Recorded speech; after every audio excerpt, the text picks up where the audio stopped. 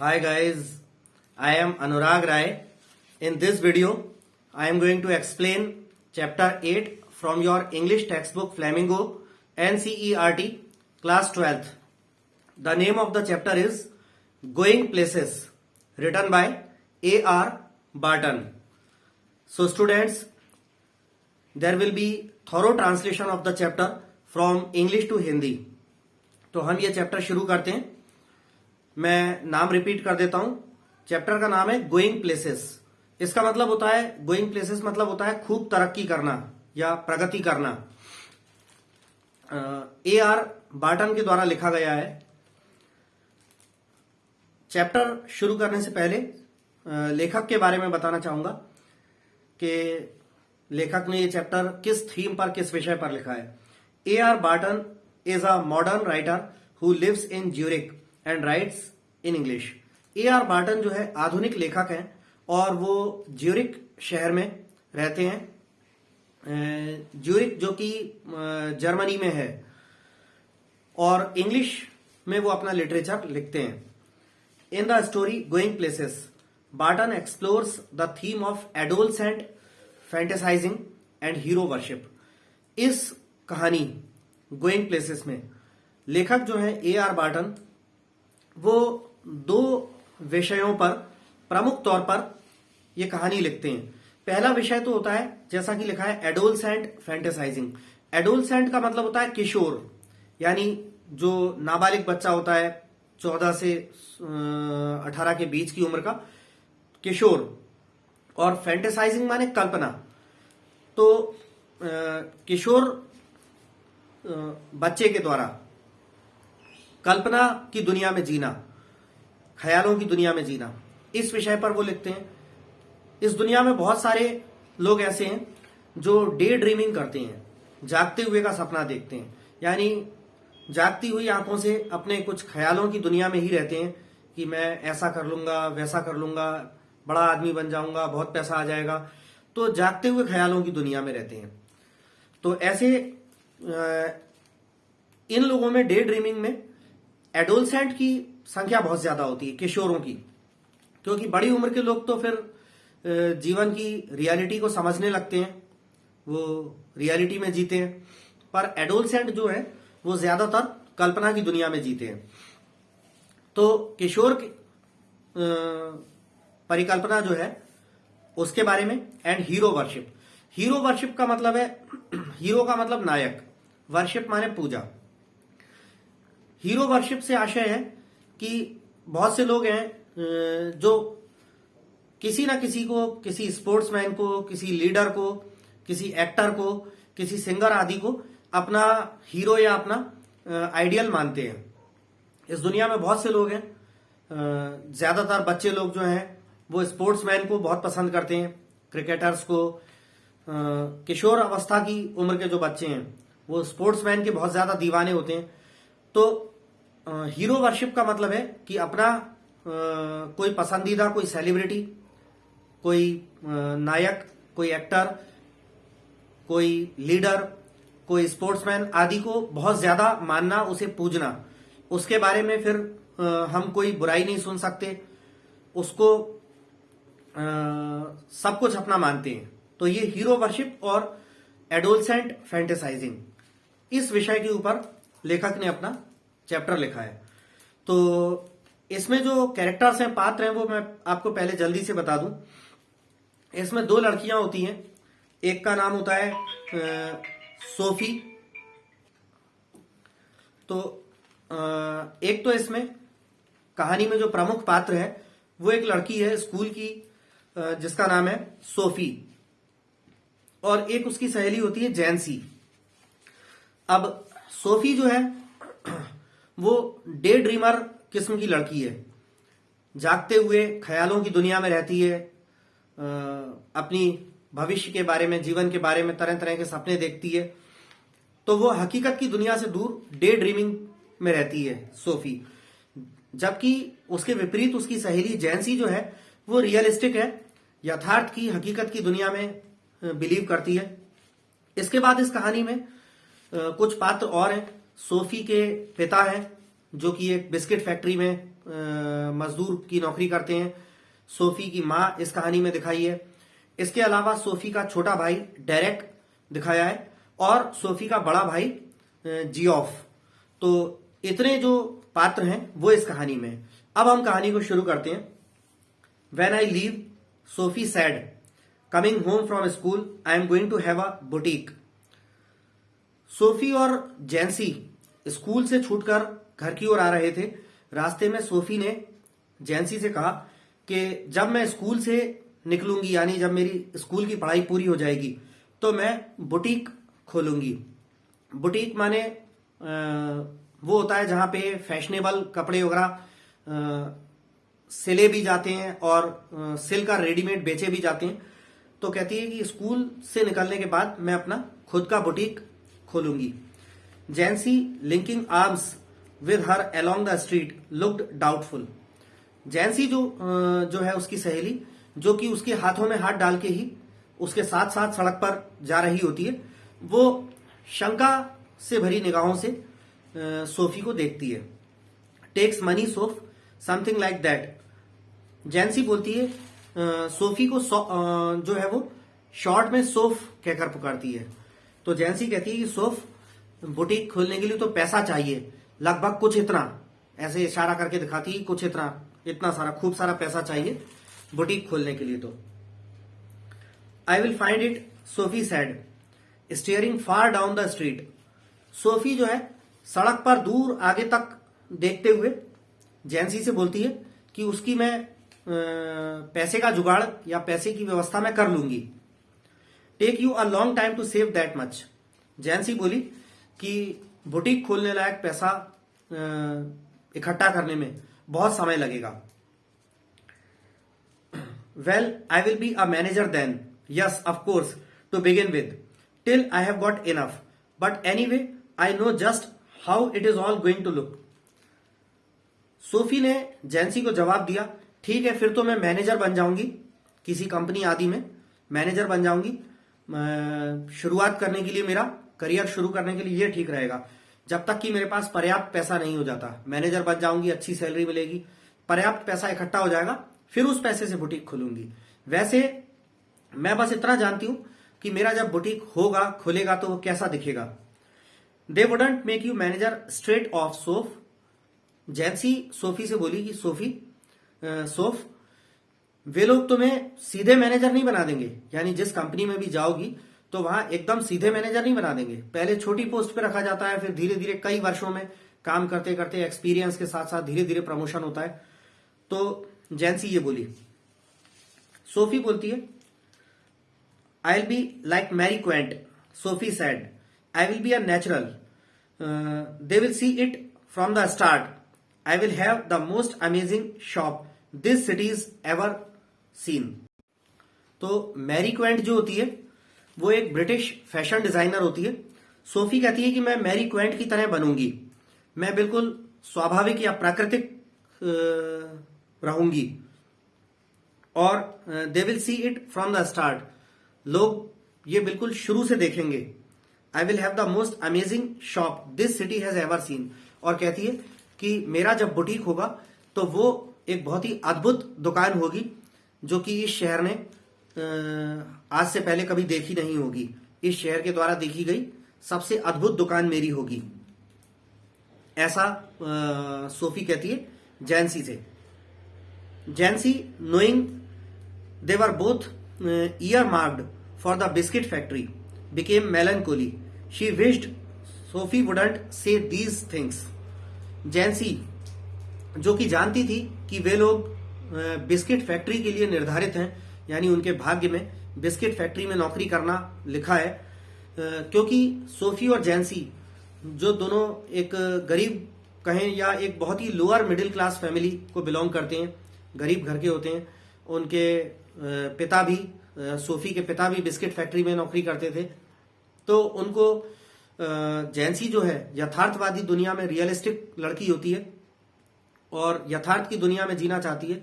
तो जैंसी को लगता है कि इन लोगों को भी स्कूल की पढ़ाई पूरी करने के बाद बिस्किट फैक्ट्री में नौकरी करना पड़ेगी।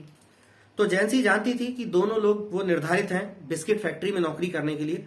वो उदास हो जाती है। वो बस मन में यही इच्छा रखती है कि सोफी काश इस तरह की बातें ना कहे। When they reached Sophie's street, Jancy said, "It's only a few months away now.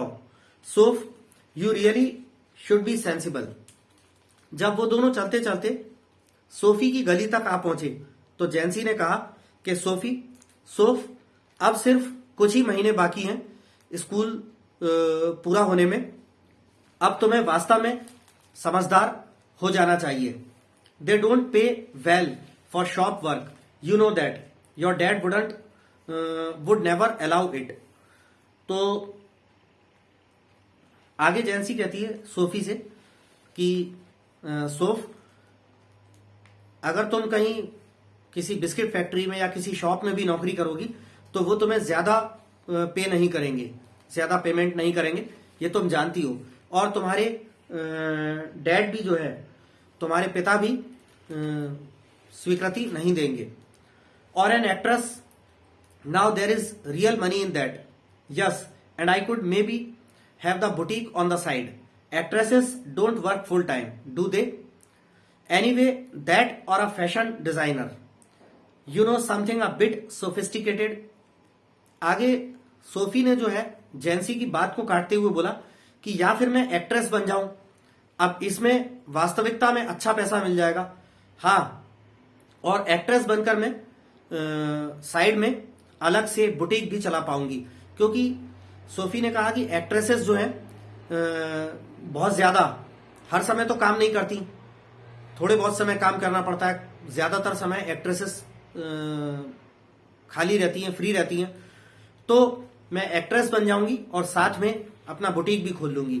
कहती है या फिर फैशन डिजाइनर ये बन जाऊंगी।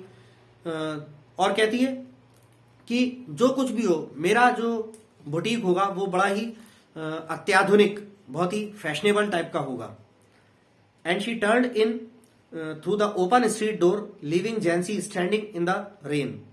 और ये कहकर सोफी जो है अपने घर का जो दरवाजा, बाहर स्ट्रीट डोर जो था, घर का दरवाजा जो बाहर सड़क पर खुलता था, उससे अंदर चली गई। जैंसी को बाहर जो है बरसात हो रही थी, जैंसी को बाहर बारिश में ही छोड़कर वो अपने घर में चली गई। और जैंसी फिर वहां से लौट जाती है। If ever I come into money I will buy a boutique. अब घर में घुसते घुसते जैंसी जो है, सोफी जो है घर में घुसते घुसते बोलती है कि अगर कभी मेरे पास पैसा हुआ तो मैं एक बुटीक खरीदूंगी। हाँ, if you ever come into money you will buy us a blessed decent house to live in. Thank you very much. ये बात सुनकर सोफी के पिता बोले, व्यंग में बोले थोड़े, हाँ, अगर कभी तुम्हारे पास पैसा हुआ, दोबारा इस बात को रिपीट करते हुए बोले कि अगर कभी तुम्हारे पास पैसा हुआ तो तुम हमारे रहने के लिए एक सुंदर सा शानदार सा मकान खरीदोगी, और इसके लिए तुम्हारा बहुत बहुत धन्यवाद। Sophie's father was scooping shepherd's pie into his mouth as hard as he could go, his plump face still grimy and sweat marked from the day. Sophie के पिता जो है वो एक बड़ी सी कचौड़ी लेकर अपने मुंह में ठूंस रहे थे, अपने मुंह में भरकर बड़ी सी कचौड़ी मुंह फाड़कर मुंह में ठूंस रहे थे, खा रहे थे। और उनका गोल मटोल चेहरा, मोटा तगड़ा गोल मटोल चेहरा जो है, थोड़ा उस पे धूल, गंदगी आदि और पसीने से सना हुआ था चेहरा, क्योंकि दिन भर की मेहनत करके आए हुए थे। तो अभी मतलब नहाए धोए भी नहीं थे, तो दिन भर की मेहनत से चेहरे पे धूल, पसीना आदि था। तो मुंह खोलकर मुंह में ठूंस कर कचौड़ी खा रहे थे। She thinks money grows on trees don't she dad, said little Derrick hanging on the back of his father's chair. Sophie का छोटा भाई डेरिक अपने पिता की कुर्सी की पीठ से लटकते हुए अपने पिता से बोला, सोफी के बारे में बोला। सोफी का छोटा भाई डेरिक सोफी के बारे में अपने पिता से बोला कि इसे लगता है कि पैसे पेड़ पर उगते होंगे। नहीं अच्छा डैड? There mother side. घर में उनकी माँ भी थी, सोफी की माँ। काम करते करते थक गई थी तो उसने एक लंबी सांस भरी। Sophie washed her back, stooped over the sink and wondered at the incongruity of the delicate bow which fastened her apron strings. Sophie ने अपनी माँ को सिंक के ऊपर झुका हुआ और सिंक में कुछ काम करते हुए, शायद बर्तन आदि मांज रही हो, सिंक के ऊपर झुका हुआ देखा और उसे उस असंगति या बेमेल तरीके पर थोड़ा सा आश्चर्य हुआ सोफी को। कौन सा? कि जो सोफी की माँ जो झुकी हुई थी तो उनकी कमर जो है थोड़ी टेढ़ी सी पड़ी हुई थी और उस टेढ़ी झुकी हुई कमर पर उनकी जो एप्रन होता है, यानी खाना बनाते वक्त, कुकिंग के वक्त जो कपड़ा बांध लेते हैं, जो जिसकी स्ट्रिंग्स, डोरियां गर्दन के पीछे बांध लेते हैं और पीछे कमर पर बांध लेते हैं, तो उनकी झुकी हुई कमर, धनुष की जैसी झुकी हुई कमर और जिसके ऊपर एप्रन की डोरियां बंधी हुई थी। तो इस बेमेल सी दिखने वाली चीज को देखकर सोफी को थोड़ा आश्चर्य हुआ। The evening had already blacked in the Windows and the small room was steamy from the stove and cluttered with the heavy breathing man in his vest at the table and the dirty washing piled up in the corner. तो आगे कह रहे हैं कि शाम जो है पहले ही शाम का अंधेरा घिर आया था और बाहर खिड़कियों से अंदर अंधेरा दिखने लगा था। इसके अलावा स्टोव के धुएं से भी, स्टोव से निकलते हुए धुएं से भी जो है कमरा भर गया था और जोर जोर से हांफता हुआ, सांस लेता हुआ सोफी का पिता, जो कि अपने बनियान पहने बैठा हुआ था, दिन भर के काम से थका हुआ, जो कि हांफ रहा था। घर जो है क्लटर्ड यानी अस्त व्यस्त, घर जो है उनका पूरा कमरे अस्त व्यस्त से थे। पिता जो है जोर जोर से सांस भर रहे थे, कमरे में स्टोव से धुआं वगैरह हो रहा था और बाहर की खिड़कियों से शाम का अंधेरा अंदर दिखाई दे रहा था और एक तरफ कमरे के कोने में गंदे मैले कपड़ों का, धोए जाने वाले मैले गंदे कपड़ों का ढेर पड़ा हुआ था। Sophie felt a tightening in her throat, she went to look for her brother Geoff. Sophie को अपने गले में थोड़ी सी कसाहट सी महसूस हुई, घुटन सी महसूस हुई, जो कमरे में जो धुआं भर रहा था उससे जो है भाप सी, स्टोव से निकलने वाली जो भाप या धुआं सा था, उससे उसको गले में थोड़ा सा चोक, घुटन सी महसूस हुई। तो सोफी जो है अपने दूसरे कमरे में अपने बड़े भाई जियोफ से मिलने चली गई। He was kneeling on the floor in the next room, tinkering with a part of his motorcycle over some newspaper spread on the carpet. Sophie का बड़ा भाई जियोफ जो है नीचे जमीन पर कारपेट बिछा हुआ था और उस पर एक न्यूज़पेपर के ऊपर अपनी मोटरसाइकिल का कोई पार्ट, अपनी मोटरसाइकिल जो कि खराब हो गई थी, उसके किसी पार्ट को लेकर उसके साथ कुछ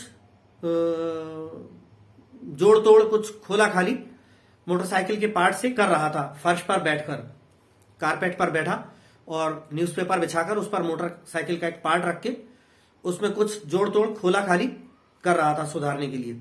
ही was 3 years out of school, an apprentice mechanic, travelling to his work each day to the far side of the city.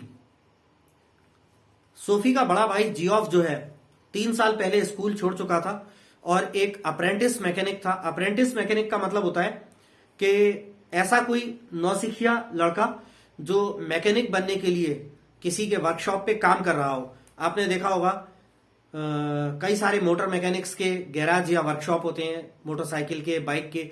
वहां पर कोई तो एक्सपर्ट मैकेनिक होता है, जो एक्सपर्ट मैकेनिक होता है, और कई उनके यहाँ सीखने वाले लड़के लगे रहते हैं। तो सोफी का भाई भी 3 साल से स्कूल छोड़े बैठा हुआ था और शहर में काफी दूर, घर से काफी दूर पैदल चलकर जाता था और एक मोटर मैकेनिक के यहाँ गाड़ियों की मरम्मत का काम सीख रहा था। अप्रेंटिस मैकेनिक था, तो वो सीखते भी हैं और थोड़ी बहुत नाम मात्र के बराबर थोड़ी बहुत सैलरी मिलती है। He was almost grown up now and she suspected areas of his life about which she knew nothing, about which he never spoke. Sophie का बड़ा भाई जियोफ जो है बड़ा हो चुका था और सोफी को अपने बड़े भाई जियोफ के जीवन के कई सारे पहलुओं के बारे में संदेह था, जिनके बारे में वो बिल्कुल नहीं जानती थी और जिनके बारे में वो बताता भी नहीं था। तो सोफी का बड़ा भाई जियोफ एक रिजर्व्ड नेचर का था, जो अपनी पर्सनल बातें, अपने सीक्रेट्स, अपने जीवन के बारे में, उसके मन में क्या चल रहा है, उसके जीवन में क्या चल रहा है, वो बताता नहीं था। और इसके कारण सोफी को अपने बड़े भाई जियोफ के जीवन के बारे में कई सारी बातें नहीं पता थी, जो कि वो जानना चाहती थी। He said little at all, ever voluntarily.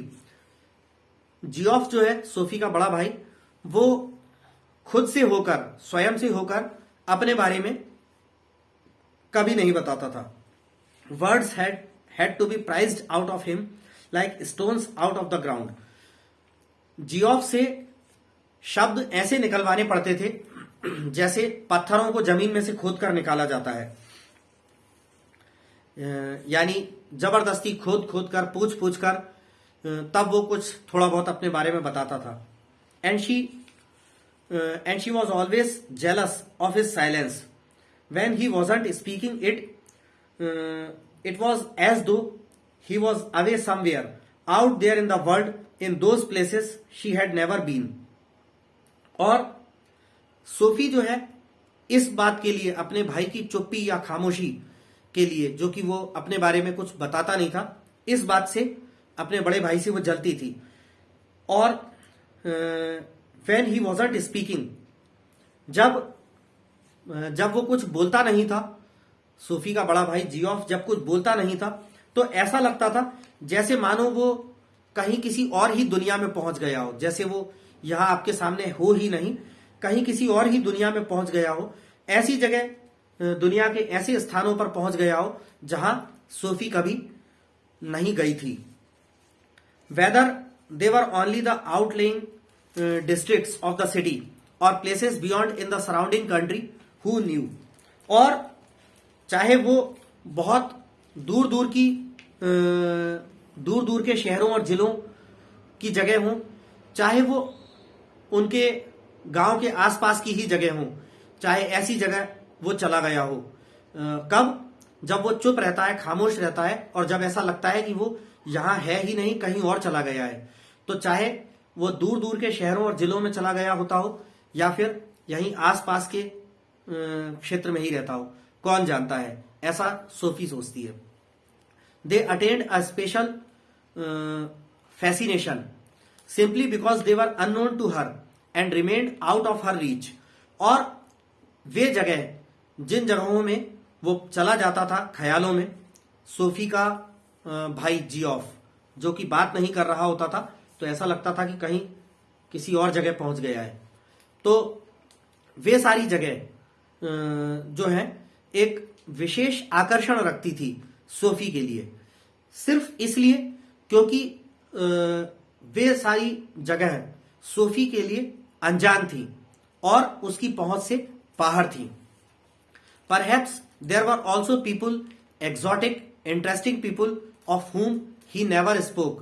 It was possible, though he was quiet and didn't make new friends easily. कदाचित या संभवतः ऐसे भी लोग होंगे, अनोखे, विचित्र या विदेशी लोग, रोचक या दिलचस्प लोग, जिनके बारे में वो बात नहीं करता था, कभी बताता नहीं था। तो ये संभव था, दो he was quiet and didn't make new friends easily, कि संभव था ऐसा कि सोफी का भाई जियोफ जो है कुछ ऐसे लोगों को भी जानता हो जो कि बड़े अच्छे, अनोखे हों, रोचक या दिलचस्प हों, लेकिन जिनके बारे में वो बताता नहीं था क्योंकि वो शांत रहता था और वो आसानी से ज्यादा दोस्त नहीं बनाता था। She longed to know them. Sophie उन सब लोगों को जानना चाहती थी जिनको सोफी का भाई जियोफ जानता था, लेकिन घर पे उनके बारे में या सोफी को बताता नहीं था। उन सब लोगों को सोफी जानना चाहती थी। She wished she could be admitted more deeply into her brother's affections and that someday he might take her with him. Sophie ऐसी इच्छा रखती थी कि उसका भाई जो अपनी जो इच्छाएं हैं या रुचियां हैं या उसके जो लगाव हैं उनके बारे में भी सोफी को बताए, और वो कहीं जाता है किन किन लोगों से मिलता है तो सोफी को भी कभी वो अपने साथ ले जाए, उन लोगों से मिलवाए। ऐसी सोफी इच्छा रखती थी। दो their father forbade it and Geoff had never expressed an opinion. हालांकि इस बात के लिए उनके पिता मना करते थे और जियोफ ने भी कभी इस तरह का कोई विचार जो है व्यक्त नहीं किया। She knew he thought her too young. Sophie जानती थी कि जियोफ जो है उसे यानी सोफी को अभी बहुत छोटा समझता था। And she was impatient. और सोफी जो है उतावली या अधीर थी। She was conscious of a vast world out there waiting for her and she knew instinctively that she would feel as at home there as in the city which had always been her home। तो Sophie जो है वो conscious थी, सचेत थी बाहर किसी एक बहुत बड़ी दुनिया के लिए जो कि उसका इंतजार कर रही थी। बाहर एक बहुत बड़ी दुनिया जो सोफी का इंतजार कर रही थी, और उसके लिए उस जो बाहर एक बड़ी दुनिया जो सोफी का इंतजार कर रही थी उसके प्रति सोफी सचेत थी। और वो ये जानती थी, सोफी ये जानती थी, सहज रूप से ये जानती थी कि वो उन जगहों पर वैसा ही घर जैसा महसूस करेगी जैसा कि वो उस शहर में महसूस करती थी जो शहर हमेशा से ही उसका घर रहा था। It expectantly awaited her arrival. और वो दुनिया, वो शहर या वो दुनिया जिसे सोफी मानती थी कि कहीं बाहर कोई एक दुनिया होगी जो मेरा इंतजार कर रही है, वो उम्मीद से सोफी के आगमन का इंतजार करता था। She saw herself riding there beyond Geoff. और सोफी ने ऐसा ख्यालों में देखा, महसूस किया कि जैसे वो अपने भाई जियोफ के साथ पीछे मोटरसाइकिल पर बैठकर वहां को, उस दुनिया को, उस जगह को जो सोफी का इंतजार कर रही है, वहां बाइक पर अपने भाई जियोफ के पीछे बैठकर वो जा रही होगी। ही वोर new shining black leathers and she a yellow dress with a kind of kept that flu out behind. और उस ख्यालों की दुनिया में ही सोफी सोचती है कि उसका भाई जो है एक नई चमचमाती ब्लैक कलर की लेदर की जैकेट पहना होगा, और वो स्वयं, सोफी स्वयं येलो कलर की ड्रेस, बहुत सुंदर सी ड्रेस पहनी होगी जिसमें पीछे एक ऐसा कपड़ा सा होगा जो बाइक पर आगे चलती जाती होगी और वो पीछे हवा में लहराता होगा। There was the sound of applause as the world rose to greet them. और वहां जहां सोफी अपने ख्यालों की दुनिया में भाई के साथ बाइक पर बैठकर उस दुनिया में जहां गई जाती है, तो वहां तालियों की गड़गड़ाहट थी, जैसे मानो कि वो शहर उनका स्वागत कर रहा हो, उनका अभिवादन कर रहा हो। He sat frowning at the only component he cradled in his hands as though it were a small dumb animal and he was willing it to speak. Geoff जो है वो बैठा गुस्से से अपनी भौहें तानकर, भौहों को तानकर उस पार्ट को, मोटरसाइकिल के उस पार्ट को जिसके साथ वो कुछ जोड़ तोड़ या खोला खाली कर रहा था, उसको हाथ में अपना थोड़ा सा झुला सा रहा था ठीक करने के लिए।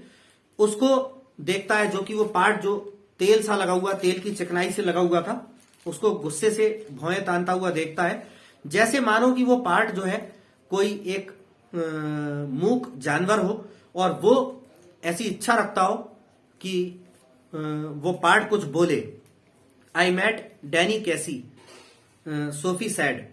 सोफी ने तभी अपने भाई जियोफ से कहा कि मैं डैनी केसी से मिली हूं। डैनी केसी कौन होता है, अब यहां पे मैं आपको बताना चाहूंगा। डैनी केसी जो है आयरलैंड का एक फुटबॉल होता है। इस कहानी में लेखक ने ऐसा दिखाया है कि आयरलैंड देश का निवासी होता है और एक फुटबॉलर होता है। सोफी का बड़ा भाई जियोफ, इनके पिता, माँ, इनका छोटा भाई डेरेक, ये सब लोग फुटबॉल के बहुत बड़े शौकीन हैं। फुटबॉल मैचेस देखना इनकी बहुत बड़ी हॉबी होती है। इनका पूरा परिवार फुटबॉल का बहुत दीवाना होता है। और जो है ये जो नाम सोफी बताती है डैनी केसी, वो आयरलैंड का एक स्पोर्ट्समैन होता है, फुटबॉलर होता है, बहुत ही प्रोमिनेंट फुटबॉलर, एक बहुत ही प्रमुख फुटबॉल में एक बहुत अच्छा फुटबॉल का खिलाड़ी होता है। तो सोफी अभी भी अपने कल्पना की दुनिया में है और अपने भाई को कहती है कि मैं डैनी केसी से मिली हूं। ये अभी ऊंची ऊंची फेंक रही है, ये डैनी केसी से तो नहीं मिली, लेकिन फिर भी अपनी कल्पना की दुनिया में है तो अपने भाई को ऐसा बताती है, क्योंकि ये उस डैनी केसी नाम के फुटबॉल खिलाड़ी की बहुत बड़ी प्रशंसक होती है, उसको अपना हीरो मानती है। और जैसा कि कहानी में शुरू में बताया था कि हीरो वर्शिप की भी थीम है, तो उसको अपना बहुत बड़ा हीरो मानती है, उसे बहुत पसंद करती है। अब आगे होता है, he looked around abruptly where. यकायक चौंकते हुए सोफी का बड़ा भाई जियोफ यहां वहां देखता है और बोलता है, कहां मिली तुम डैनी केसी से? इन द आर्केड फनीली इनफ। और सोफी बोली कि आर्केड में। बड़ा ही मजेदार रहा मेरा उससे मिलना। आर्केड जो है वो एक शॉपिंग एरिया को कहते हैं, शॉपिंग कॉम्प्लेक्स होता है, शॉपिंग एरिया जो दोनों तरफ से ऊपर से छायादार किसी शेड वगैरह से ढका होता है और दोनों तरफ शॉपिंग मॉल्स, शोरूम्स वगैरह होते हैं, तो उसको आर्केड कहते हैं। तो सोफी बोली कि आर्केड में मिली और बड़ा ही मजेदार वो मुलाकात रही। It is never true.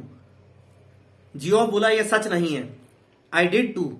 Sophie बोलती है कि हाँ मैं मिली हूं। You told dad. जियोफ ने कहा क्या तुमने डैड को बताया? She shook her head, chased at his unawareness that he was always the first to share her secrets. Sophie ने ना में सिर हिलाया कि डैड को नहीं बताया, लेकिन गुस्से से अपने भाई की अनअवेयरनेस, अनभिज्ञता पर उसको ताड़ना दी, उसको लताड़ा कि वो ही था जो हमेशा उसके सीक्रेट्स को हर किसी के साथ शेयर कर देता था। यानी सोफी के जो भी सीक्रेट्स होते थे या उसकी जो गोपनीय बातें होती थी, उसको जियोफ को अगर पता चलती थी तो वो हर किसी को बता देता था। इस बात पर सोफी उसको ताड़ना देती है कि मेरी हर बात तुम सबको बता देते हो। तो यानी सोफी यहां भी चाहती है कि जो बात वो अपने भाई जियोफ को अभी बता रही है कि मैं डैनी केसी नाम के एक प्रसिद्ध फुटबॉल खिलाड़ी से मिली हूं, तो ये बात सोफी चाहती है कि उसका भाई जियोफ हर किसी को ना बता दे, जैसा कि वो हमेशा करता है। I don't believe it. Geoff बोला कि मुझे इस पर विश्वास नहीं है तुम्हारी बात पर। Sophie, there I was looking at the clothes in Royce window when someone came and stood beside me and I looked around and who stood it be but Danny KC.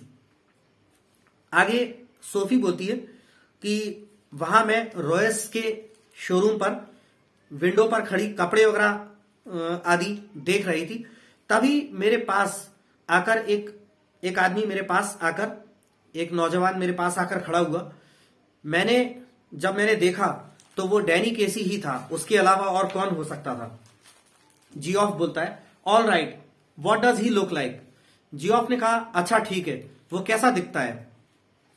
O come on, you know what he looks like. Sophie बोली अरे चलो, तुम्हें पता नहीं है वो कैसा दिखता है। क्योंकि ये लोग फुटबॉल के बहुत प्रशंसक थे, तो वो टीवी आदि में भी फुटबॉल मैच देखते थे, या कभी उन्होंने रियलिटी में भी ग्राउंड पे उसको खेलते हुए देखा होगा। तो जियोफ को भी पता ही होगा कि डैनी केसी कैसा दिखता है। जियोफ बोलता है close to, I mean. Geoff बोला कि मेरे कहने का मतलब है कि पास से कैसा दिखता है। जब वो तुमसे आके मिला, तुम कह रही हो कि आर्केड में एक दुकान के पास वो तुमसे मिला, तो तुमने उसे पास से देखा, तो पास से कैसा दिखता है। Well he has green eyes, gentle eyes, and he is not so tall as you would think. She wondered if she would say about his teeth but decided against it. तो सोफी बोली कि वैसे उसकी आंखें हरी हैं और बहुत ही सौम्य और नर्म आंखें हैं उसकी, और इतना हाइट में इतना लंबा भी नहीं है जितना तुम सोचते हो। और सोफी को मन में सोफी को आश्चर्य हुआ कि उसके डैनी केसी के दांतों के बारे में भी बताए क्या, कि कैसे दिखते हैं क्या है। लेकिन फिर उसने सोचा कि शायद नहीं बताना चाहिए। Their father had washed when he came in and his face and arms were shiny and pink and he smelled of soap. अब तक उनके पिता जो है, जियोफ और सोफी के पिता नहा चुके थे और साफ सुथरे चेहरे और हाथों के साथ बाहर निकल आए। उनके हाथ और चेहरा जो है चमक रहे थे, गुलाबी रंगत लिए थे, और उनके शरीर में से जैसा नहा के निकले थे तो साबुन की खुशबू आ रही थी। He switched on the television, tossed one of little Derek's shoes from his chair onto the sofa and sat down with a grunt. Sophie के पिता ने टेलीविजन ऑन किया और चेयर पर सोफी के छोटे भाई डेरिक का एक जूता रखा हुआ था, उसको उठाकर उछालकर सोफे पर फेंक दिया और बड़े हुंकारा सा भरते हुए जो है चेयर पर बैठ गए। धम्म से हुंकार सी आवाज निकालते हुए चेयर पर बैठ गए। सोफी मेट डैनी केसी, जियोफ सेड। अब जियोफ से रहा नहीं गया, उसने अपने पिता को बता ही दिया ये बात जो सोफी ने बोली थी। तो जियोफ ने अपने पिता से कहा कि सोफी डैनी केसी से मिली है। Sophie wriggled where she was sitting at the table. Sophie जहां टेबल पर बैठी हुई थी वहां वो हल्की सी उसका शरीर ऐंठा जो है छटपटा कर रह गई, इस बात पर कि उसके भाई ने पिता को क्यों बता दिया। Her father turned his head on his thick neck to look at her. Sophie के पिता ने अपनी मोटी सी गर्दन को घुमाकर सोफी की तरफ देखा। His expression was one of disdain, और उनके चेहरे पर जो भाव थे वो तिरस्कार या घृणा के थे, क्योंकि उन्हें ये बात बिल्कुल पसंद नहीं आई, क्योंकि वो भी जानते थे कि उनकी बेटी सोफी जो है वो डे ड्रीमिंग करती है, दिन में जागते हुए का सपना देखती है, ख्यालों की दुनिया में ज्यादा रहती है। तो उन्हें भी शायद यकीन नहीं हुआ होगा कि सोफी जो है डैनी केसी से मिली होगी। तो गुस्से से, तिरस्कार से भरे भावों के साथ उन्होंने अपनी लड़की सोफी की तरफ देखा। It's true, Geoff said. Geoff ने कहा यह सच है, सोफी ऐसा कहती है। I once knew a man who had known Tom Finney, his father said reverently to the television, but that was a long time ago. उसके पिता जो है, जियोफ और सोफी के पिता जो है, बड़े आदर से टेलीविजन की तरफ देखते हुए, जैसे मानो कि टेलीविजन से बोल रहे हो, टेलीविजन की तरफ देखते हुए बोले कि मैं एक बार एक आदमी को जानता था जो कि टॉम फिनी नाम के एक प्रसिद्ध फुटबॉल खिलाड़ी को जानता था, लेकिन यह बहुत पुरानी बात हो गई। You told us, Geoff said. Geoff अपने पिता से बोला कि आपने हमें बताया था, Casey might be that good some day, और आगे जियोफ बोला कि कैसी जो डैनी केसी है, तो उसके बारे में जियोफ बोला कि डैनी केसी भी किसी दिन जो है टॉम फिनी की तरह ही बहुत अच्छा और प्रसिद्ध उसके जैसा एक्सपर्ट हो जाएगा किसी दिन। Better than that even, he is the best. और सॉरी, ये बात जो है फादर ने बोला था, फादर ने बोली कि डैनी केसी भी जो है किसी दिन टॉम फिनी की तरह अच्छा हो जाएगा। तो जियोफ बोला कि पिताजी संभवतः उससे भी अच्छा हो जाए, शायद टॉम फिनी से भी ज्यादा अच्छा हो जाए डैनी केसी, क्योंकि वो बेस्ट है। If he keeps his head on his shoulders, तो पिता बोले कि हाँ अवश्य हो जाएगा यदि वो अपने दिमाग का, खेल में अपने दिमाग का अच्छी तरह से उपयोग करे। If they look after him properly, और यदि वे लोग उसका ढंग से ध्यान रखें, उसकी ढंग से केयर करें। कौन लोग? जिस टीम के लिए डैनी केसी खेलता था वो टीम वाले।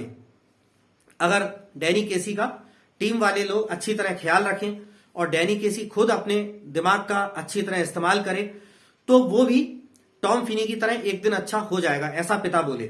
A lot of distractions for a youngster in the game these days, क्योंकि आगे पिता ने बोला कि आजकल खेलों में, स्पोर्ट्स में जो यंगस्टर हैं, नौजवान लड़के आ रहे हैं, उनके लिए बहुत सारी रुकावटें या बाधाएं हैं। He will be all right, he is with the best team in the country.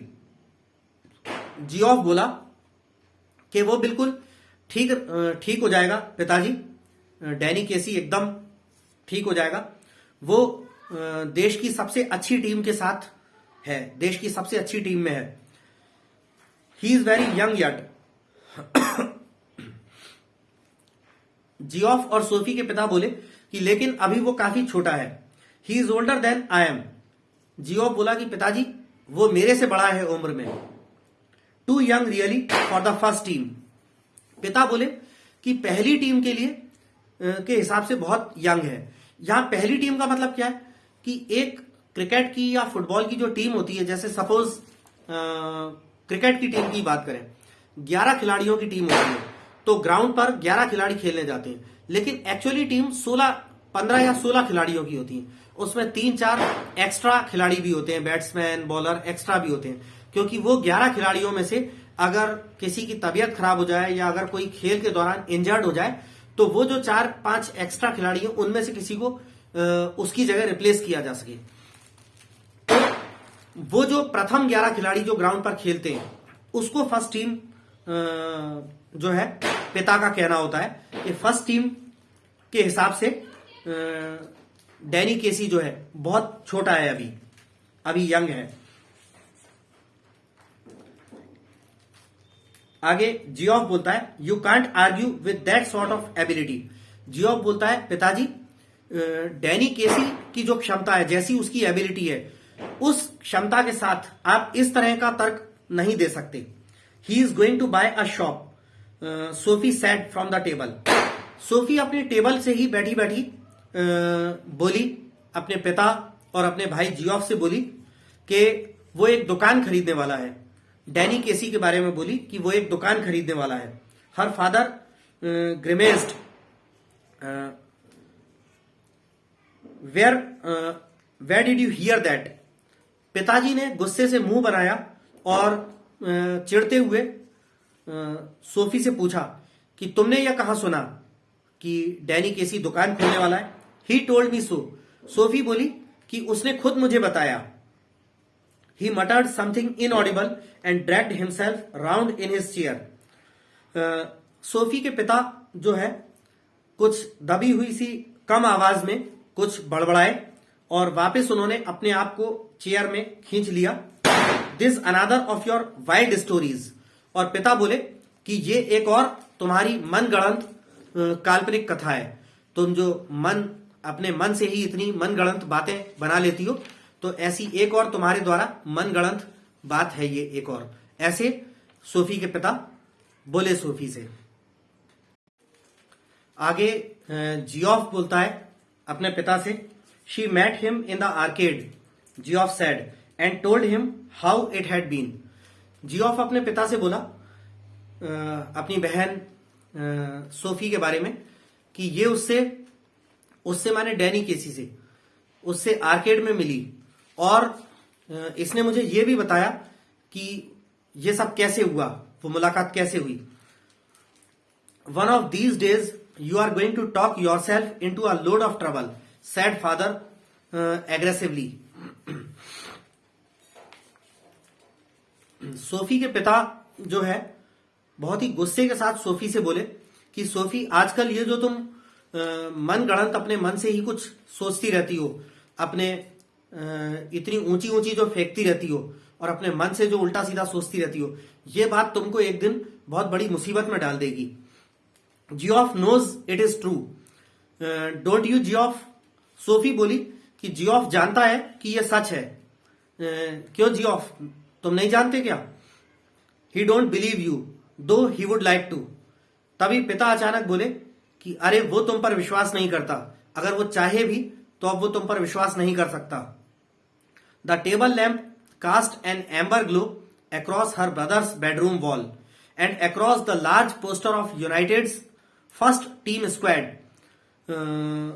And the row of coloured photographs beneath, three of them of the young Irish prodigy Casey. अब यहां से जो है सीन, दृश्य जो है बदल जाता है। अब क्या दिखाया है? The table lamp cast an amber glow across her brother's bedroom wall. Table पर एक लैंप था जिसकी पीली सी रोशनी सोफी के भाई के बेडरूम की दीवार पर पड़ रही थी।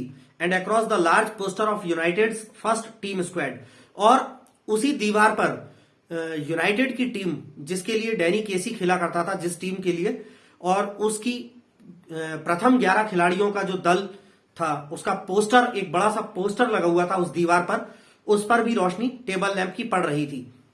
And the row of coloured photographs beneath, और नीचे जो है रंग बिरंगे फोटो थे।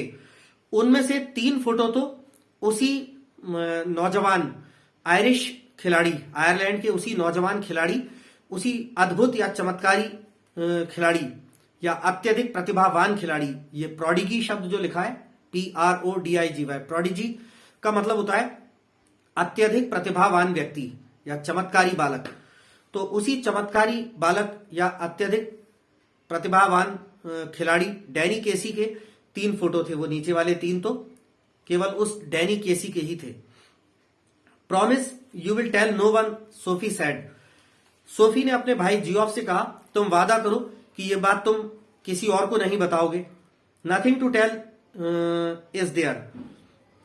जियोफ बोला, इसमें बताने वाली तो कोई बात है ही नहीं।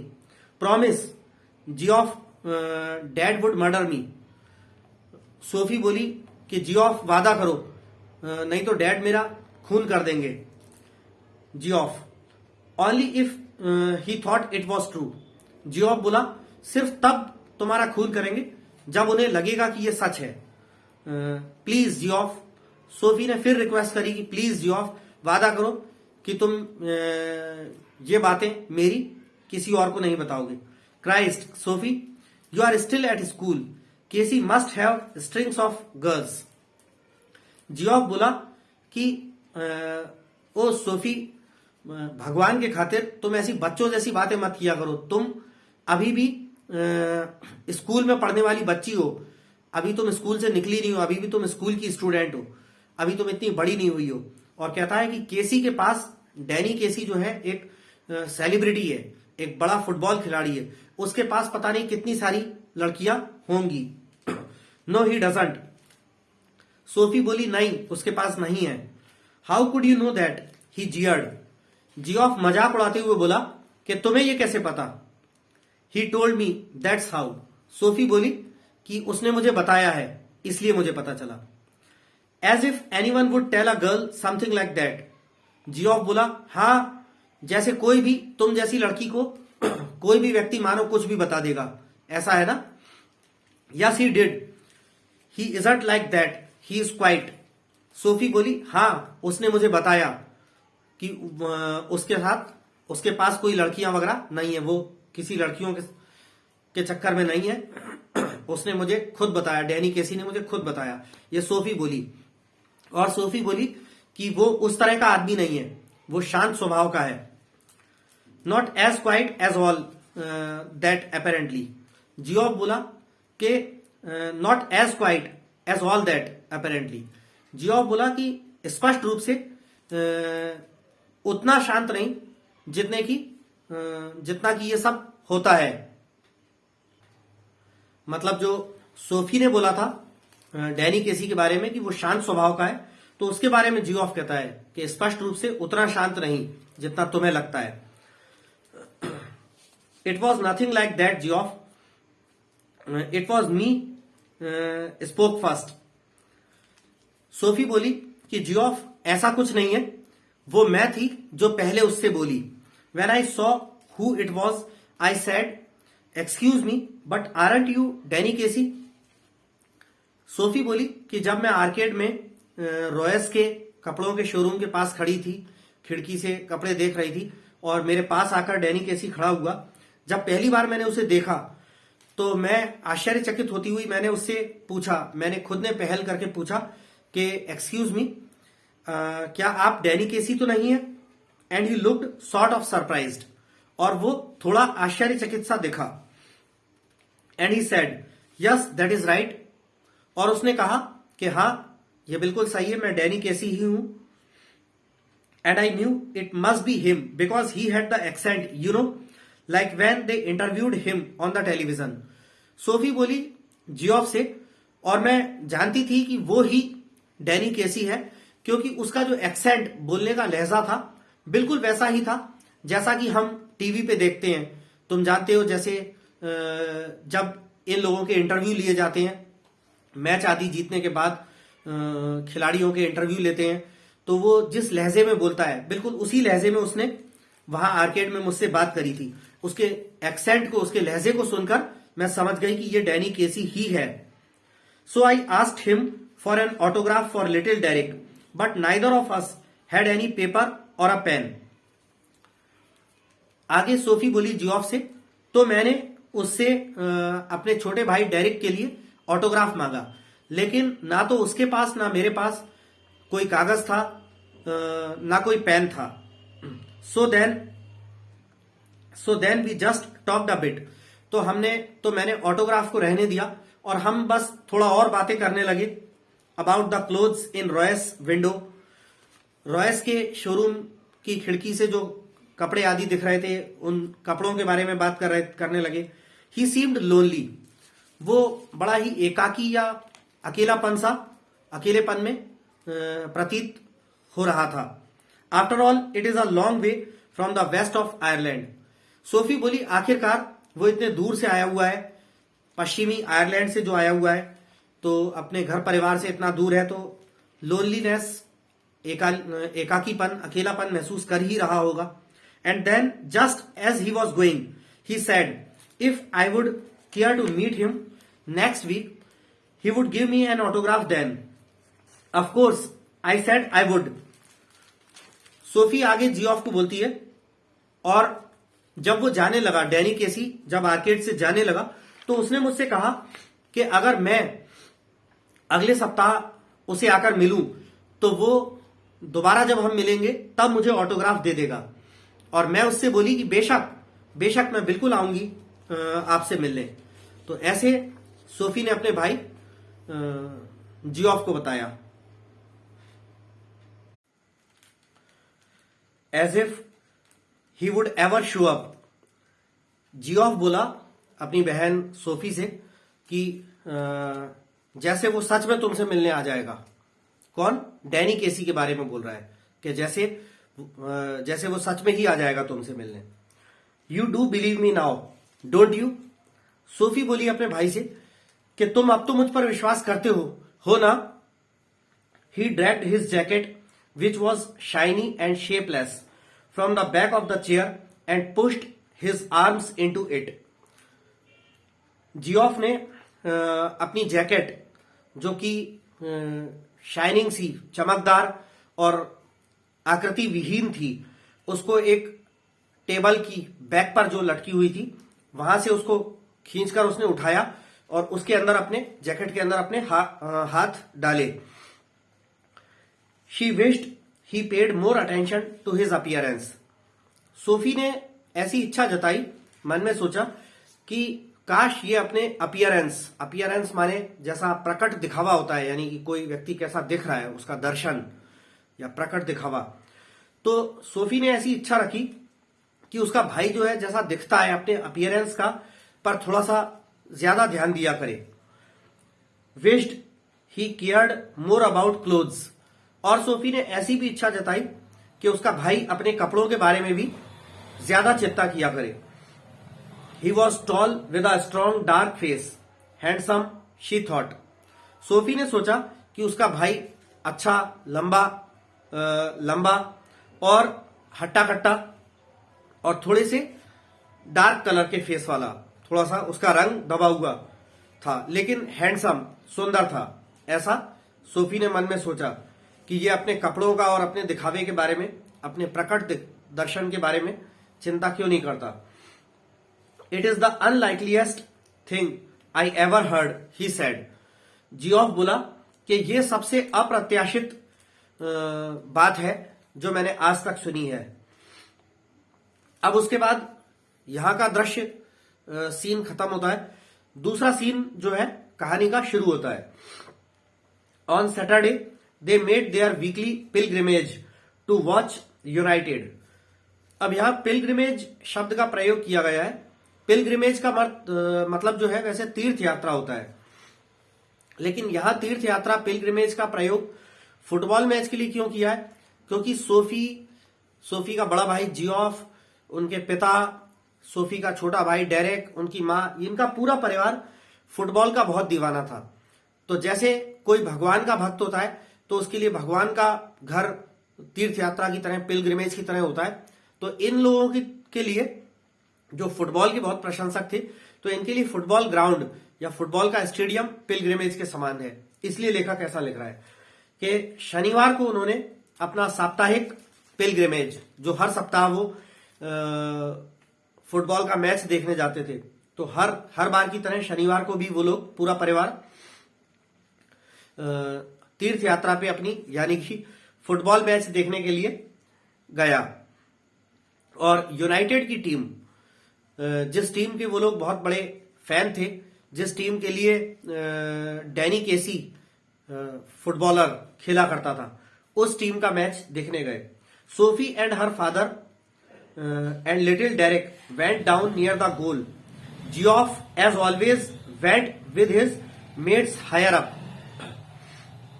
तो सोफी अपने पिता और अपने छोटे भाई डेरेक के साथ नीचे स्टेडियम में नीचे की तरफ गोल के पास वाली जगह पर आकर बैठे। जियोफ हमेशा की तरह, जैसे कि वो हमेशा करता था, अपने संगी साथियों के साथ स्टेडियम में थोड़े ऊंचे की साइड पवेलियन पे जाकर बैठ गया।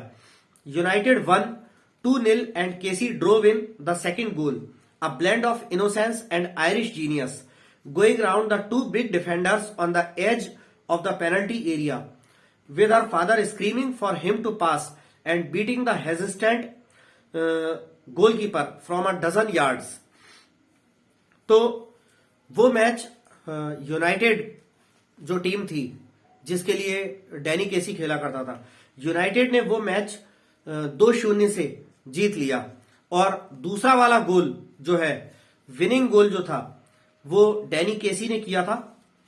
और डैनी केसी जो है वो मिश्रण था एक आयरलैंड के जीनियस व्यक्ति और एक मासूम व्यक्ति के बीच का मिश्रण था, दोनों का मिला जुला रूप था।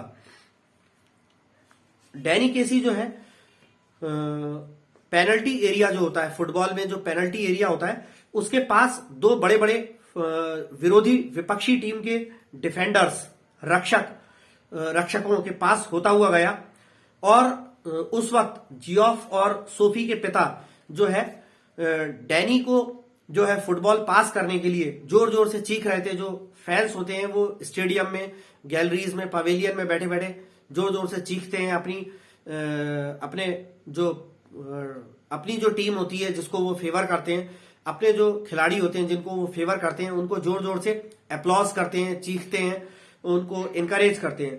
तो सोफी और जियोफ के पिता जो है जोर जोर से चीख रहे थे कि बॉल जो है पास करके वहां तक पहुंचाई जाए, डैनी केसी तक, और कुछ दर्जन गज की दूरी पर हिचकिचाते हुआ जो गोलकीपर जो था उसके ऊपर चीख रहे थे। Sophie glowed with pride. Sophie जो है गर्व से चमक रही थी क्योंकि उसका जो हीरो था, उसका जो फेवरेट फुटबॉलर था डैनी केसी, वो गोल मैच में प्रगति कर रहा था, उसने दूसरा गोल किया था। तो सोफी जो है गर्व से खिली खिली चमक रही थी। Afterwards Geoff was ecstatic. उसके बाद मैच के बाद जियोफ भी अति प्रसन्न हो गया था। I wish he was an English man, someone said on the bus. अब लौटते समय किसी ने बस में कहा कि काश वो इंग्लिशमैन अंग्रेज होता डैनी केसी के बारे में, क्योंकि वो आयरिश था, आयरलैंड का निवासी था। तो बस में किसी ने कहा कि काश वो अंग्रेज होता। Ireland will win the World Cup, little Derek told his mother when Sophie brought him home. जब सोफी अपने छोटे भाई डेरिक को लेकर घर पहुंची तो डेरिक ने अपने मां को बताया कि आयरलैंड फुटबॉल का विश्व कप जीतेगा। Her father was gone to the pub to celebrate. उनके पिता, सोफी और जियोफ के पिता, बियर बार चले गए थे ड्रिंक करने के लिए और सेलिब्रेट करने के लिए, क्योंकि उनकी पसंदीदा जो टीम थी वो जीत गई थी। तो उसकी जीत का जश्न मनाने के लिए वो बियर बार चले गए थे। What is this you have been telling, Jancey said next week. अगले सप्ताह फिर यहां से दृश्य चेंज होता है। अगले सप्ताह जब सोफी जेंसी से मिली तो जेंसी ने कहा सोफी से कि अरे सोफी, ये क्या है जो तुम आजकल इतने दिनों से कहती फिर रही हो? About what? सोफी ने कहा किस बारे में, मैं किस बारे में कहती फिर रही हूं? Your Geoff told our Frank you met Danny Casey. तो जेंसी बोली कि तुम्हारे भाई जियोफ ने मेरे भाई फ्रैंक को बताया है कि तुम फुटबॉलर डैनी केसी से मिली हो। This wasn't N inquisition, just जेंसी being nosy. ये कोई जांच पड़ताल नहीं थी। जेंसी जो है कोई खोजबीन या जांच पड़ताल नहीं कर रही थी। बस ये है कि जेंसी जो है सोफी के मामले में टांग अड़ा रही थी। But Sophie was startled. लेकिन सोफी जो है वो आश्चर्यचकित हो गई।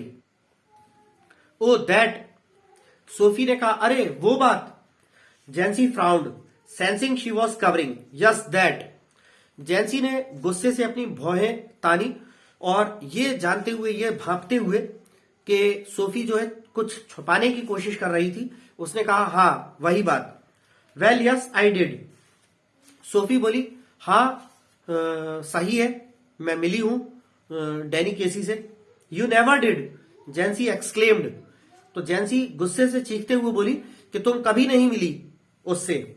Sophie glared at the ground. Sophie जो है नीचे जमीन की तरफ घूरने लगी। Dam that Geoff, this was a Geoff thing not a जेंसी thing. Sophie अपने भाई जियोफ के लिए बड़बड़ाते हुए कहने लगी, कहती है कि सत्यानाश जाए, ये जो है ये बात सिर्फ जियोफ के लिए थी, जेंसी के लिए नहीं थी। It was meant to be something special just between them. Sophie ने यह भी सोचा कि वो बात जो मैंने अपने भाई को बताई वो तो सिर्फ उन दोनों के बीच की बात थी, किसी और को बताने के लिए नहीं थी। समथिंग सीक्रेट, कुछ गोपनीय या सीक्रेट बात थी। It wasn't a जेंसी kind of thing at all. और उसने सोचा कि ये जेंसी को बताने लायक तो बिल्कुल भी बात नहीं थी। Tell Jockey Jancey something like that and the whole neighbourhood would get to know it. अब सोफी बोली कि ये बड़बड़ी जेंसी को कोई भी बात बता दो तो पूरे मोहल्ले को पता चल जाती है। यानी अगर जेंसी को कोई भी बात बता दी जाए तो वो इतनी बातूनी है, इतनी बड़बड़ी है कि पूरे मोहल्ले को वो बात पता चल जाती है। Damn that Geoff was nothing sacred. It is a secret meant to be. और सोफी बोली कि सत्यानाश जाए जियोफ का, कुछ भी वो यहां पे सीक्रेट के बजाय वो सेक्रेट बोल पड़ी। सेक्रेट का मतलब वैसे पवित्र होता है कि कुछ भी सेक्रेट नहीं रहने देता। जैंसी उसको ठीक करते हुए बोलती है कि सेक्रेट नहीं सीक्रेट है ये, यानी कि गोपनीय। I will keep a secret Soph, you know that. Jancy बोली कि सोफ तुम जानती हो कि ये बात अगर मुझे पता चल गई है तो मैं इसको सीक्रेट ही रखूंगी, मैं सब में नहीं बताऊंगी। I wasn't going to tell anyone, there will be a right old row if my dad gets to hear about it.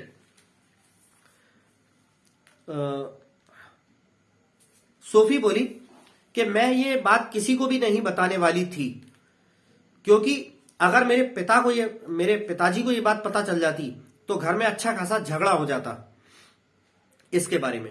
जैंसी blinked a row, I would have thought he would be chuffed as anything. Jancy ने अपनी आंखें झपकाई, पलकें झपकाई और बोली कि झगड़ा? मैंने तो ये सोचा था कि तुम्हारे पिता ये सोचकर चकित हो गए होंगे कि तुम डैनी केसी जैसे महान फुटबॉलर से मिली हो। मुझे तो लगा था कि तुम्हारे पिताजी चकित हो जाएंगे, तुम झगड़े की बात कर रही हो। She realised then that Jancy didn't know about the date bit, Geoff hadn't told about that. Sophie को यह एहसास हुआ कि शायद डैनी केसी और सोफी के बीच की जो डेट थी, मुलाकात थी, जो कि एक्चुअली हुई ही नहीं थी। डैनी केसी फुटबॉलर और सोफी के बीच की जो डेट थी, मुलाकात की थी, एक लड़का लड़की के बीच की जो मुलाकात होती है, वो जो कि सिर्फ सोफी की कल्पना में थी, सोफी अपने डे ड्रीमिंग में देखती थी, जो कि वास्तविकता में हुई नहीं थी। तो सोफी को लगा कि मेरे भाई ने शायद मेरी और डैनी केसी की डेट की बात जैंसी को नहीं बताई है। ये सोफी को ऐसा महसूस हुआ। She breed more easily. अब ये सोचकर, ये महसूस करके सोफी जो है आसानी से चैन की सांस लेने लगी। So Geoff hadn't let her down after all. तो आखिरकार जियोफ ने सोफी को निराश नहीं किया था। ही believed in her after all. और सोफी को ऐसा लगा कि आखिरकार उसका भाई जियोफ उस पर विश्वास करता है। After all some things might be sacred. यहां भी सेक्रेड के बजाय सीक्रेट होना चाहिए।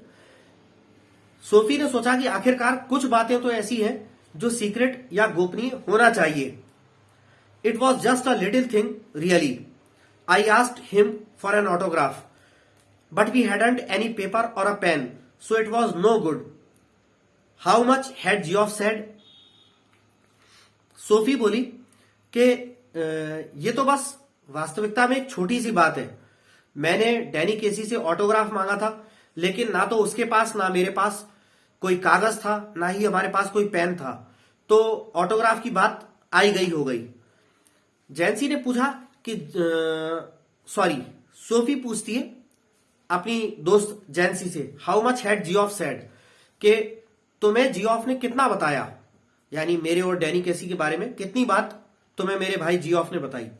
Jesus, I wish I would have been there. Jancy बोली, हे भगवान, मेरी तो इच्छा थी कि काश मैं भी उस वक्त वहां होती जब तुम्हारी और डैनी केसी की मुलाकात हुई थी, तो काश मैं भी वहां होती उस वक्त। Of course my dad didn't want to believe it. You know what a misery he is, but the last thing I need is queues of people round our house asking him, what is all this about Danny Casey? He would murder me. And you know how my mom gets when there is a row? Sophie बोली, बेशक मेरे पिता जो है इस बात पर विश्वास करना नहीं चाहते। तुम जानती हो कि मेरे पिता किस प्रकार के दयनीय इंसान हैं, लेकिन एक आखिरी चीज जो मैं चाहती हूं, जिसकी मुझे जरूरत है, वो ये कि काश मेरे घर के बाहर लंबी लंबी कतार हो, लोग आस पड़ोस के लोग इकट्ठे हो गए हो लाइन लगाकर और मेरे पिता से पूछ रहे हो कि अरे भाई साहब क्या हुआ, वो आपकी बेटी की डैनी केसी से मुलाकात के बारे में क्या हुआ, डैनी केसी आपकी बेटी से कैसे मिला, कब मिला, कहां मिला। लेकिन ऐसा नहीं होगा, मेरे पिता मेरा खून कर देंगे। और सोफी बोली, और जैंसी तुम जानती हो कि जब भी मेरे घर में झगड़ा होता है तो मेरी माँ जो है वो कैसी हो जाती है, या मेरी माँ की हालत कैसी हो जाती है जब भी घर में झगड़ा होता है। Jancy said hushed, you can trust me Soph, you know that. Jancy बोली कि अरे चुप रहो सोफ, तुम मेरे पे भरोसा कर सकती हो, यानी तुम मुझे जो कुछ हुआ, तुम्हारी और डैनी केसी की मुलाकात क्या हुई, कैसे हुई, उस दौरान क्या क्या हुआ, वो मुझे बता सकती हो, तुम मुझ पे भरोसा कर सकती हो, मैं किसी को नहीं बताऊंगी। ऐसा जेंसी ने सोफी को विश्वास दिलाया। After dark she walked by the canal along a sheltered path lighted only by the glare of the lamps from the wharf across the water। अब वो दृश्य भी खत्म हो गया कहानी का कि जब सोफी और जेंसी के बीच में बात हो रही थी। अब फिर से दूसरा दृश्य चालू होता है। After dark she walked by the canal. अब अंधेरा घिरने के बाद, अंधेरा घिर आने के बाद, जब शाम हो गई, अंधेरा घिर गया, तो सोफी जो है नहर के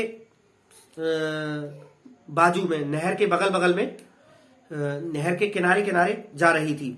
along a sheltered path lighted only by the glare of the lamps from the wharf across the water। और जो है नहर के पानी की दूसरी तरफ से जो लैंप वगैरह जल रहे थे, उनकी रोशनी पानी की इस तरफ जो आ रही थी, और sheltered along a sheltered path। और सोफी जो है नहर के किनारे किनारे जा रही थी। ऊपर से जो वो जिस रास्ते से जा रही थी वो छायादार रास्ता था, और एकमात्र रोशनी जो है वो पानी के उस तरफ से, दूसरी तरफ से जो लैंप्स थे, तो पानी के दूसरे घाट की तरफ से जो लैंप वगैरह थे उनकी रोशनी आ रही थी, जिस साइड सोफी चल रही थी उस side. And the unceasing drone of the city was muffled and distant. और शहर के ट्रैफिक का, शहर का शोर शराबा, शहर की लगातार आने वाली भिनभिनाहट जैसी आवाज, शोर शराबे की आवाज जो है वो धीमी और काफी दूर छूट गई थी। It was a place she had often played in when she was a child. ये वो जगह थी जहां अक्सर सोफी जब छोटी बच्ची थी तो इस जगह पे खेला करती थी। There was a wooden bench beneath a solitary elm where lovers sometimes came. और वहां पे एल्म के एक पेड़, यानी चिराबेल का पेड़ होता है, चिराबेल के एक पेड़ के नीचे एक लकड़ी की एक अकेली बेंच लगी हुई थी। एक अकेले चिराबेल के पेड़ के नीचे लकड़ी की एक बेंच लगी थी, जहां प्रेमी लोग अक्सर आया करते थे मीटिंग करने के लिए, मुलाकात करने के लिए। She sat down to wait. Sophie वहां बैठ गई इंतजार करने के लिए, इंतजार करते हुए। It was the perfect place, she had always thought so, for a meeting of this kind. वो जो है एक सबसे अच्छी जगह थी जो इस प्रकार की मीटिंग के लिए, लवर्स की मीटिंग के लिए बहुत अच्छी जगह हो सकती थी, ऐसा सोफी हमेशा से सोचा करती थी। For those who wished not to be observe, खास तौर पे ऐसे जोड़े के लिए, ऐसे लड़की लड़का या ऐसे लवर्स के लिए जो ये नहीं चाहते थे कि वो दूसरों की निगाहों में आए, उन लोगों के लिए वो एक, ये जगह जो है नहर के किनारे जो चिराबेल का पेड़ था उसके नीचे जो बेंच लगी थी, वो एक ऐसी जगह थी उन लोगों के लिए, उन प्रेमियों के लिए जो नहीं चाहते थे कि वो लोगों की नजरों में आए। She knew he would approve. और सोफी जानती थी कि अगर डैनी केसी के साथ उसकी मीटिंग हुई, कभी डैनी केसी के साथ वास्तविकता में उसकी जो है डेट हुई, तो डैनी केसी भी इस जगह को पसंद करेगा, ऐसा वो जानती थी। For some while waiting she imagined his coming. कुछ समय इंतजार करने के बाद सोफी जो है फिर से अपने डे ड्रीमिंग में, जागते हुए के सपनों में पहुंच गई और ऐसा इमेजिन करने लगी, ऐसी कल्पना करने लगी कि डैनी केसी शायद उससे मिलने आ रहा होगा। अब ये ऐसा कल्पना कर रही है सोफी कि डैनी केसी उससे मिलने शायद आ रहा होगा। She watched along the canal, seeing him come out of the shadows, imagining her own consequent excitement। Sophie जो है अपनी खुद की परिणाम स्वरूप उत्पन्न होने वाली उत्सुकता में कल्पना करते हुए ऐसा देखने लगी, ऐसा महसूस करने लगी, ऐसा उसने देखा कि जैसे नहर के किनारे से जो है परछाइयों में से निकलकर परछाइयों को चीरता हुआ, परछाइयों में से निकल करके होता हुआ डैनी केसी शायद उसके पास आ रहा हो, ऐसा वो मन में कल्पना में सोचने लगी। Not until some time had elapsed did she begin balancing against this the idea of his not coming. अभी सोफी को ऐसा मन में इमेजिन करते हुए, कल्पना करते हुए कुछ ही समय बीता था, कुछ ही समय गुजरा था कि सोफी जो है डैनी केसी के ना आने के और उसके आने के जो ख्याल था उसके बीच में संतुलन कायम करने की कोशिश करने लगी। एक्चुअली तो सोफी भी जानती थी कि वो जागते हुए का सपना देख रही है। डैनी केसी ऐसा थोड़ी है कि उससे मिलने आ ही जाएगा। वो मन में अगर कल्पना करती है, उसको अपना हीरो मानती है या उससे प्रेम करती है, तो उससे मिलने वो आ ही जाएगा। ये तो सोफी भी जानती थी कि ऐसा संभव नहीं है कि उससे मिलने वो वहां पे आ ही जाएगा। वो तो सिर्फ अपनी कल्पना कर रही है। तो डैनी केसी उससे मिलने आता या नहीं आता, इस बीच की कल्पनाओं में वो अपने ख्यालों को बैलेंस करने, संतुलन में लगी हुई थी। Here I sit, she said to herself, wishing Danny would come, wishing he would come and sensing the time passing. यहां मैं बैठी हुई हूं, सोफी अपने आप से बात करने लगी, बोली कि यहां मैं बैठी हूं और ऐसी इच्छा रखती हूं कि काश डैनी केसी यहां आ जाता और काश वो यहां आकर समय, गुजरते हुए समय को अनुभव करता मेरे साथ। I feel the pangs of doubt steering inside me. Sophie सोचती है कि शंकाओं की जो पीड़ा, शंकाओं की जो पीड़ा या कष्ट मेरे मन में जो उथल पुथल मचा रहा है, उसको मैं महसूस कर सकती हूं। I watch for him but still there is no sign of him. Sophie सोचती है कि मैं उसको यहां बैठे बैठे उसका इंतजार कर रही हूं, लेकिन उसके आने का कोई संकेत या उसके आने जैसा कोई इशारा या संकेत नहीं मिल रहा। I remember Geoff saying he would never come and how none of them believed me when I told him. Sophie सोचती है कि मुझे याद आ रहा है मेरे भाई जियोफ का मुझसे ये कहना कि डैनी केसी मुझसे मिलने कभी नहीं आएगा, और किस प्रकार जब मैंने उन्हें बताया था कि मैं डैनी केसी से मिली हूं और वो दोबारा मुझसे मिलने आएगा, तो किस प्रकार वे सब लोग यानी सोफी के भाई, उसके माँ बाप, उसके घर वाले किस प्रकार मेरे पे विश्वास नहीं कर रहे थे जब मैंने उन्हें ये बताया था कि डैनी केसी मुझसे मिलने दोबारा आएगा। I wonder what will I do, what can I tell them now if he doesn't come. Sophie सोचती है कि मुझे बहुत दुख हो रहा है, मुझे बहुत आश्चर्य हो रहा है कि अगर डैनी केसी मुझसे मिलने अभी नहीं आया तो मैं घर जाकर उन लोगों को यानी अपने घर वालों को क्या बताऊंगी। But we know how it was Danny and me, that is the main thing. लेकिन हम जानते हैं कि ये कैसा था सब, डैनी और मेरा। ये ही मुख्य बात है कि मेरे और डैनी के बीच मुलाकात हुई, क्या हुई, कैसे हुई, ये मेन बात है।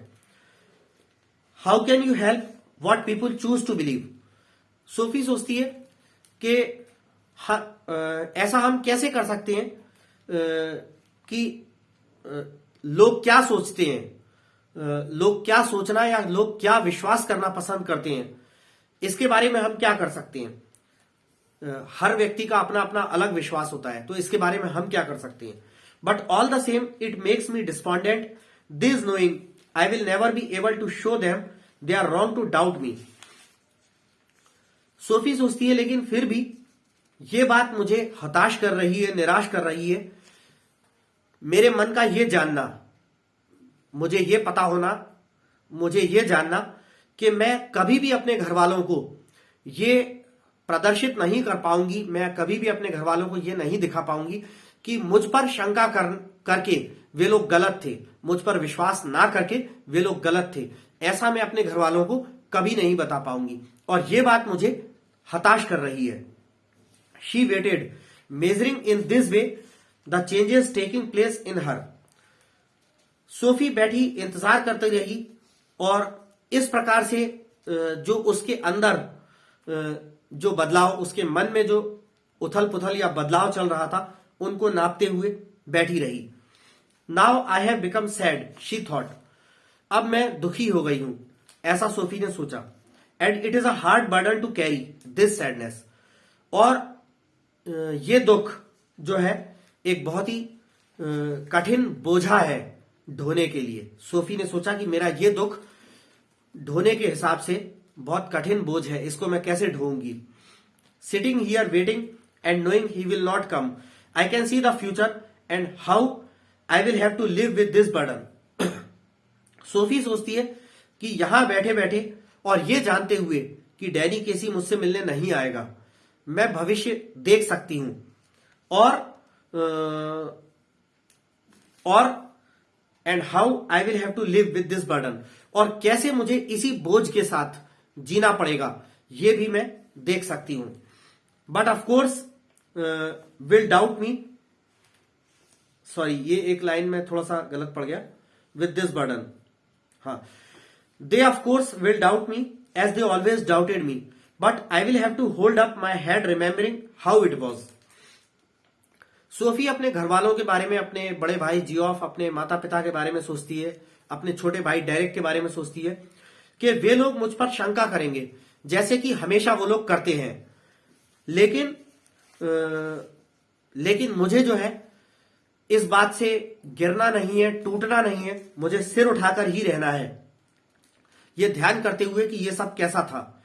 Already I envisage the slow walk home and Geoff's disappointed face when I tell him he did come, that Danny।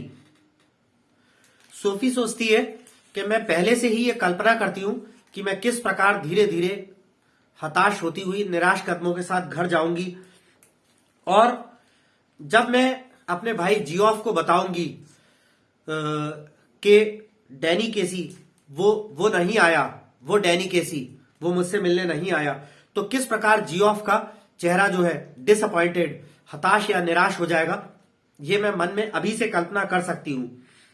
And then he will fly out and slam the door, और फिर वो उठकर चला जाएगा और जोर से पटक कर दरवाजा बंद कर देगा। But we know how it was, लेकिन हम जानते हैं कि ये सब कैसे था, क्या था। I shall tell myself Danny and me, मैं खुद को कहूंगी कि डैनी और मैं। It is a hard thing this sadness, Sophie सोचती है कि ये एक बहुत ही कठोर चीज है, ये उदासी, ये दुख मेरा बहुत कठोर चीज है। She climbed the crumbling steps to the street, Sophie जो है अपने कमजोर से पड़ते हुए कदमों के साथ धीरे धीरे अपने घर की तरफ जाने वाली गली में चलने लगी, सड़क पर चलने लगी। Outside the pub she passed her father's bicycle propped against the wall and was glad he would not be there when she got home। जब सोफी अपने घर के लिए सड़क से होती हुई भारी कदमों से धीरे धीरे अपने घर के लिए जा रही थी, तो बियर बार के बाहर उसने अपने पिता की साइकिल को दीवार के सहारे टिके हुए देखा, और वो ये बात सोचकर खुश हो गई कि चलो पिताजी अभी तो यहां बियर बार में है, जिस वक्त मैं घर पहुंचूंगी उस वक्त वो वहां नहीं होंगे। Excuse me but aren't you Danny Casey. अब जो है सोफी फिर से अपने मन में, फिर से कल्पना में खो गई, और वो सोचती है कि किस प्रकार मैं आर्केड में डैनी केसी से जब मिली थी, कल्पना में मिली होंगी, तो मैंने डैनी केसी से कैसे बात की होगी। तो फिर से कल्पना में सोचती है कि एक्सक्यूज मी, क्या आप डैनी केसी हैं। Coming through the arcade she pictured him again outside Royce, और जब वो आर्केड के पास से गुजर रही थी तो फिर से सोफी ने अपनी कल्पना करी कि रॉयस का जो कपड़ों का शोरूम है उसके बाहर वो उसने डैनी केसी को देखा होगा और उससे इस तरह से बात करी होगी कि एक्सक्यूज मी, क्या आप ही डैनी केसी हो। He turns reddening slightly, yes that is right, और अपनी कल्पना में ही सोचती है कि जब मैंने उससे पूछा कि एक्सक्यूज मी क्या आप डैनी केसी हो, तो वो एकदम से मेरी तरफ पलटा और उसका चेहरा लाल पड़ गया और वो बोला हाँ मैं ही हूं। I watch you every week with my dad and my brothers, we think you are great. Sophie Danny Casey से बोलती है, ये सब कल्पना में बोलती है कि मैं आपको हर सप्ताह देखती हूं अपने पिता और अपने भाइयों के साथ। हम सोचते हैं कि तुम महान हो, हम सोचते हैं कि आप महान हो। Oh well now that is very nice. Danny Casey बोला, अरे अच्छा, बहुत अच्छी बात है ये तो। I wonder would you mind signing an autograph. Sophie बोली डैनी केसी से कि क्या आपको मुझे एक ऑटोग्राफ देने में कोई आपत्ति तो नहीं होगी। His eyes are on the same level as your own. अब सोफी सोचती है कि उसकी आंखें बिल्कुल उसी लेवल पर होंगी जितनी तुम्हारी आंखें होंगी। His nose is freckled and turns upward slightly and when he smiles he does so shyly exposing teeth with gaps between. Sophie सोचती है कि उसकी नाक पे थोड़ी सी सलवटें या झाइयां सी पड़ी होंगी और उसकी नाक थोड़ी सी ऊपर की ओर उठी हुई होगी, और जब वो मुस्कुराता होगा तो कितनी लाज के साथ, कितना शर्माते हुए मुस्कुराता होगा, और उसके मुस्कुराने पर उसके दांत दिखते होंगे, जिन दांतों में बीच बीच में थोड़ा थोड़ा सा गैप था। His eyes are green and when he looks straight at you they seem to shimmer. उसकी आंखें, ये सब अपनी कल्पना में सोफी सोच रही है डैनी केसी के बारे में कि उसकी आंखें हरी हैं, और जब वो स्ट्रेट सीधे तुम्हारी आंखों में देखता है तो उसकी आंखें जो है टिमटिमाती हैं, उसमें हरा रंग जो है रोशनी से टिमटिमाता है। दे सीम जेंटल ऑलमोस्ट अफ्रेड। उसकी आंखें सौम्य या फिर ये कहें कि डरी डरी सी नजर आती हैं। लाइक अ गजेल्स, जैसे कि वो गजेल हिरण होता है। गजेल एक हिरण होता है जो जंगल में भ्रमण करता है, पानी वानी पीता है, तो भी हर समय चौकन्ना रहता है, अलर्ट रहता है, क्योंकि वो सोचता है कि कहीं से कोई टाइगर या लायन वगैरह तो नहीं आ जाएगा शिकार करने। तो गजेल की आंखें बहुत ही सौम्य होती हैं, लेकिन हर समय डरी डरी सी होती हैं।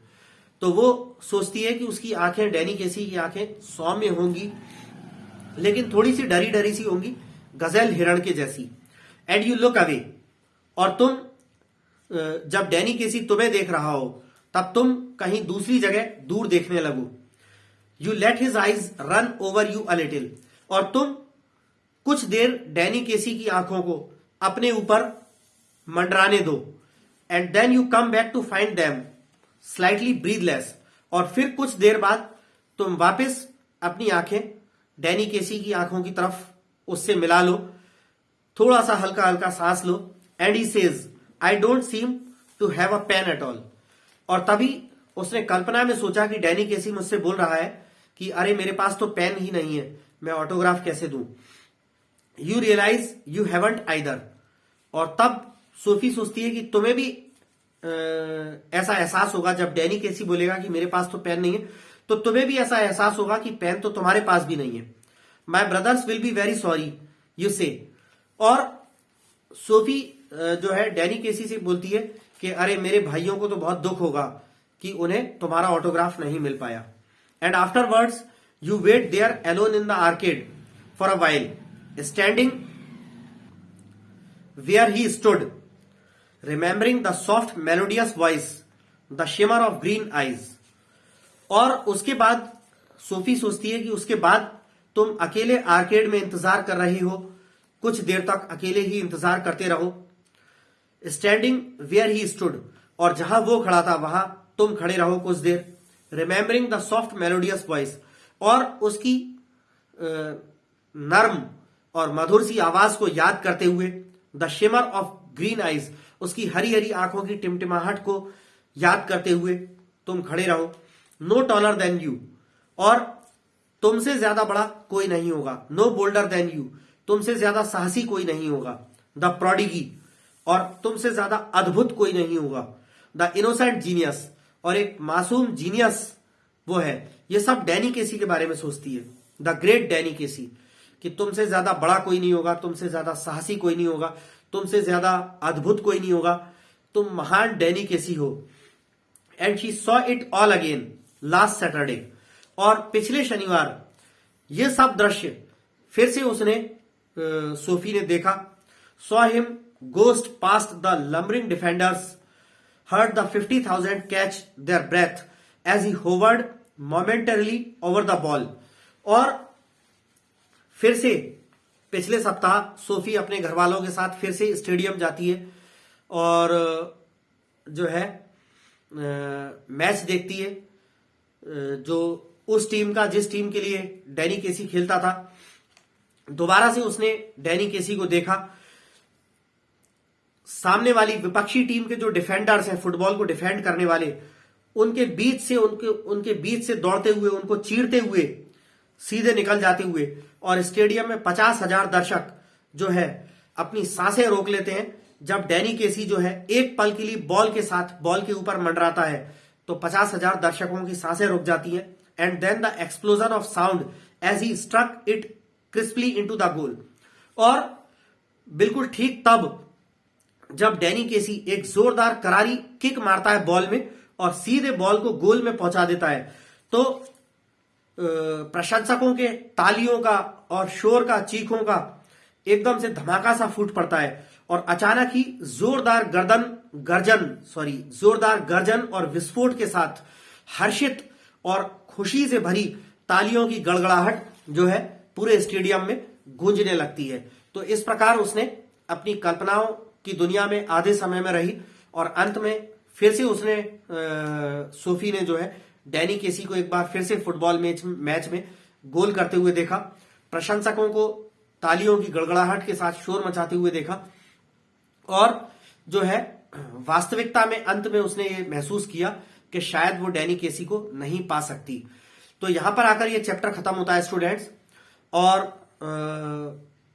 मेरे लेटेस्ट वीडियोस को टाइम टू टाइम पाने के लिए, उनको देखने के लिए, उनसे स्टडी करने के लिए, मेरे लेटेस्ट वीडियोस की इंफॉर्मेशन के साथ अपडेट रहने के लिए मेरे यूट्यूब चैनल अनुराग राय इंग्लिश ट्यूटर को सब्सक्राइब करें, यदि आपने अब तक उसे सब्सक्राइब नहीं किया हो तो। Thank you very much.